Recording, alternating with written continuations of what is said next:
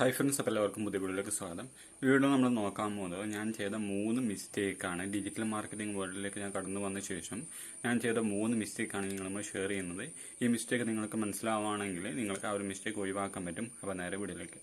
അപ്പോൾ ആദ്യത്തെ മിസ്റ്റേക്ക് എന്ന് പറയുന്നത് നേരിട്ട് ഇതിലേക്ക് ഇറങ്ങി വരാതിരിക്കുകയാണ് ചെയ്യേണ്ടത്. അതായത് ഇപ്പോൾ ഡിജിറ്റൽ മാർക്കറ്റിംഗ് എന്നൊരു ഫീൽഡിലേക്ക് നിങ്ങൾ കടന്നു വരുമ്പോൾ ഇപ്പോൾ നമ്മുടെ അഫിലിയേറ്റ് മാർക്കറ്റിംഗ് ആയാലും അതുപോലെ തന്നെ ബ്ലോഗ് ആയാലും യൂട്യൂബ് ആയാലും ഏതൊരു ഫീൽഡ് ആയാലും ആ ഒരു ഫീൽഡിലേക്ക് ഡയറക്റ്റായി നിങ്ങൾ ഒരിക്കലും വരരുത്. ഒരു സൈഡായിട്ട് തന്നെ നിങ്ങൾ ഇതിന് കൊണ്ടുപോകാൻ നോക്കുക. അതായത് ഇപ്പോൾ നിങ്ങളൊരു വർക്ക് ചെയ്യുകയാണെങ്കിൽ ആ വർക്ക് ഒഴിവാക്കി നേരിട്ട് ഇതിന് വരുന്ന പകരം ഒരു സൈഡ് ബിസിനസ്, അതായത് സൈഡ് നിങ്ങൾക്ക് ഫ്രീ കിട്ടുന്ന ടൈമിൽ ഈ ഒരു വർക്ക് ചെയ്യാൻ നോക്കുക, ഒരു സൈഡ് ബിസിനസ് എന്ന രീതിയിൽ. അപ്പോൾ ആ ഒരു സൈഡ് ബിസിനസ് നല്ല രീതിയിൽ തന്നെ നിങ്ങളുടെ ജോബിനേക്കാളും ഏൺ ചെയ്യാൻ പറ്റുന്ന ആ ഒരു സന്ദർഭം വരുമ്പോൾ നിങ്ങൾക്ക് ഇതിനെ ഫുൾ ടൈം ആക്കാൻ പറ്റും, ഈ ഒരു സൈഡ് ഇൻകത്തെ. അതുകൊണ്ട് തന്നെ നിങ്ങൾ ആദ്യം നേരിട്ട് തന്നെ ഇതിലേക്ക് വരരുത്. അത് മറിച്ച് നിങ്ങൾ ഇതൊരു സൈഡ് ബിസിനസ് ആയിട്ട് കൊണ്ടുപോകുക. ഏത് കാര്യമായാലും, ബ്ലോഗ് ആയാലും യൂട്യൂബ് ആയാലും അഫിലിയേറ്റ് ആയാലും അതുപോലെ തന്നെ ഇൻഫ്ലുവൻസിങ് ആയാലും ഏതൊരു കാര്യമായാലും ഏതൊരു സൈഡ് ഇൻകം തോട്ടായാലും നിങ്ങൾ അത് സൈഡ് ഇൻകം ആയിട്ട് തന്നെ നിങ്ങൾ നിലനിർത്തുക. അതിന് ആദ്യം തന്നെ മെയിനായിട്ട് കൊണ്ടുവരരുത്. ആദ്യം നിങ്ങളുടെ മെയിനായിട്ടുള്ള റെഗുലർ ആയിട്ടുള്ള ജോബ് തന്നെ തുടരാം. ജോബാണെങ്കിൽ ജോബ്, അതേപോലെ തന്നെ സ്റ്റഡിങ് ആണ് സ്റ്റഡിങ്, അത് തന്നെ തുടരാം. അതിൻ്റെ സൈഡായിട്ട് തന്നെ ഈ ഒരു കാര്യം കൊണ്ടുപോവുക. അതിനുശേഷം സൈഡിൽ നിന്ന് നല്ലതിൽ തന്നെ പ്രോഫിറ്റ് കൊണ്ടുവരാൻ പറ്റുമ്പോൾ നിങ്ങൾക്ക് എന്താക്കാം, ഈ ഒരു സ്റ്റഡിയും അതേപോലെ തന്നെ ജോബൊക്കെ ഒഴിവാക്കാൻ പറ്റും. എന്തായാലും ആ ഒരു പോയിന്റ് നടക്കും ഒരു സമയത്ത്. എന്തുകൊണ്ടാണ് ഇത് പറയാനുള്ള കാരണം എന്ന് ചോദിക്കുകയാണെങ്കിൽ, നിങ്ങളിപ്പോൾ ഈ ഒരു അഫിലിയേറ്റ് മാർക്കറ്റിംഗ് തന്നെ നിങ്ങൾ മെയിനായിട്ട് എടുക്കുകയാണെങ്കിൽ ചിലപ്പോൾ അഫിലിയേറ്റ് മാർക്കറ്റിംഗിൽ സക്സസ് ആവാൻ ചിലപ്പോൾ 2-3 വർഷങ്ങൾ എടുക്കും.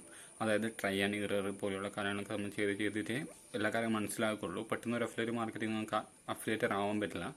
കുറേ കാര്യങ്ങൾ പഠിക്കാനൊക്കെ ഉണ്ട്. അതുകൊണ്ട് തന്നെ നിങ്ങൾ നേരിട്ട് ഇതിലേക്ക് വരുന്ന പകരം ഒരു സൈഡായിട്ട് കൊണ്ടുപോകുന്നതാണ് ഏറ്റവും നല്ലത്. രണ്ടാമത്തെ കാര്യം എന്ന് പറയുന്നത്, നിങ്ങൾ ബ്ലോഗറിന് പകരം ആദ്യം തന്നെ വേർഡ് പ്രസ് ഉപയോഗിക്കുക. ഞാൻ ആദ്യം ബ്ലോഗറായിരുന്നു ആദ്യമൊക്കെ ഉപയോഗിച്ചിരുന്നത്.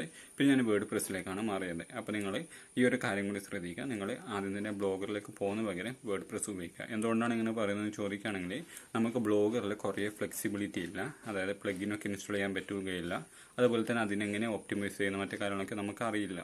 പക്ഷെ വേർഡ് പ്രസ്സിൽ അങ്ങനെയല്ല. വേർഡ് പ്രസ്സിലാണെങ്കിൽ നമുക്ക് കുറേ കാര്യങ്ങൾ കസ്റ്റമൈസ് ചെയ്യാൻ മറ്റു കാര്യങ്ങളൊക്കെ ചെയ്യാൻ പറ്റുന്നതുകൊണ്ട് തന്നെ നമുക്ക് അതിനൊരു ശരിക്കും ഒരു വെബ്സൈറ്റ് എന്നൊരു ഫീൽ നമുക്ക് കിട്ടും നമ്മൾ വേർഡ് പ്രസ്സിൽ ഇൻസ്റ്റാൾ ചെയ്ത ശേഷം. അതായത് നമ്മൾ വേർഡ് പ്രസ് ആണ് ഇൻസ്റ്റാൾ ചെയ്യുന്നതെങ്കിൽ നമുക്ക് ശരിക്കും നമ്മുടെ വെബ്സൈറ്റ് ആണെന്ന് തോന്നും. എന്നാൽ ബ്ലോഗർ ആണെങ്കിൽ നമുക്ക് ആ ഒരു ഫീല് കിട്ടില്ല. അതുകൊണ്ടാണ് ഞാൻ പറയുന്നത്, നിങ്ങൾ നേരിട്ട് തന്നെ ബ്ലോഗറിന് പകരം വേർഡ് പ്രസ്സിലേക്ക് തന്നെ വരാം. പിന്നെ മൂന്നാമത് ഞാൻ ചെയ്ത മിസ്റ്റേക്ക് എന്ന് പറയുന്നത് ഒരേ ഒരു ഫീൽഡിൽ തന്നെ തുടരുക എന്നതാണ്. അതായത് ഞാൻ ആദ്യമൊക്കെ വരുമ്പോൾ യൂട്യൂബ് എന്ന് പറഞ്ഞിട്ടുള്ള ഫീൽഡിൽ മാത്രമായിരുന്നു തുടരുന്നത്. അതുകൊണ്ട് തന്നെ എനിക്ക് മറ്റു ഫീൽഡിലേക്കൊന്നും പോകാൻ പറ്റിയിട്ടുണ്ടായിരുന്നില്ല. അതായത് മറ്റു ഫീൽഡിനെ കുറിച്ച് പഠിച്ചിട്ടുണ്ടായിരുന്നില്ല. അത് തന്നെയാണ് ഏറ്റവും വലിയ മിസ്റ്റേക്ക് എന്ന് പറയുന്നത്. അതായത് നിങ്ങളിപ്പോൾ ഡിജിറ്റൽ മാർക്കറ്റിംഗൊക്കെ വരുമ്പോൾ നിങ്ങൾ ഒരു ഫീൽഡിൽ തന്നെ പിടിച്ചു നിൽക്കാതെ മറ്റെല്ലാ ഫീൽഡിലേക്കൊന്ന് എക്സ്പ്ലോർ ചെയ്ത് നോക്കുക.